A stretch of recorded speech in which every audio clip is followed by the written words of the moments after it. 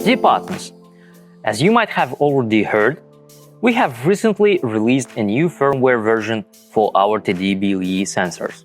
From now on, the sensors will not only have the black box feature, but several new ones, as well as a few general improvements made to the sensor, of course.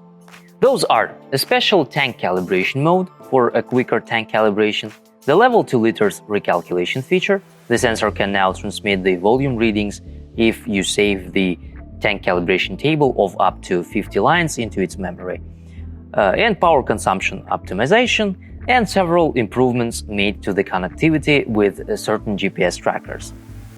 First, let's take a look at the tank calibration mode. Once the sensor is calibrated and installed, you need to go to the tank calibration menu in our app. Press the Start button and enter the password if the app requires you to do that. Then select the folder on your smartphone where the file with the tank calibration table will be saved. Be sure to remember which folder you selected. On iPhones, the file with the table is saved in the folder of our app.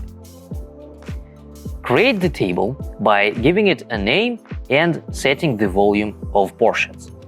During the next 30 minutes, the sensor will be measuring the level every 5 seconds instead of the regular 10 seconds. You can find the countdown timer in the drop-down menu by swiping from the top to the bottom of your screen. Proceed with the tank calibration as usual, adding fuel into the tank and then adding the lines to the table after every portion is added into the tank.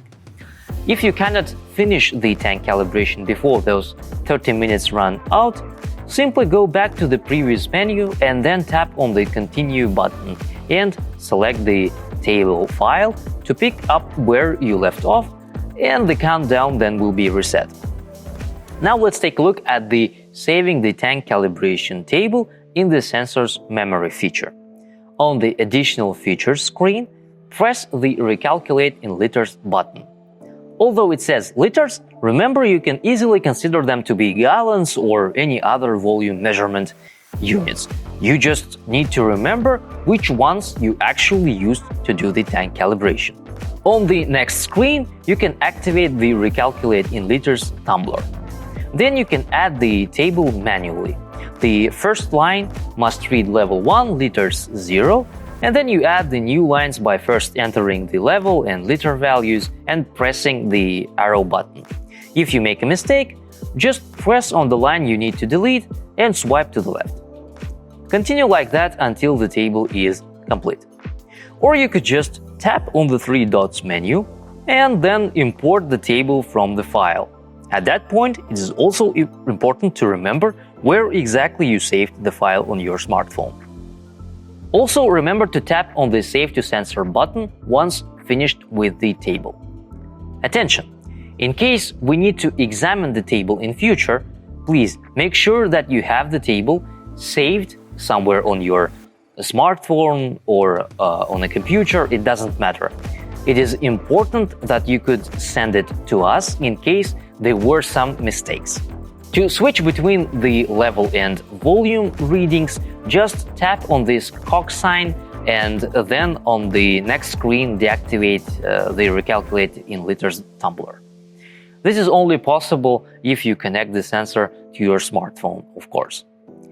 Another important note is that the sensor now transmits its data only every 3 seconds instead of doing that every second as it used to be before.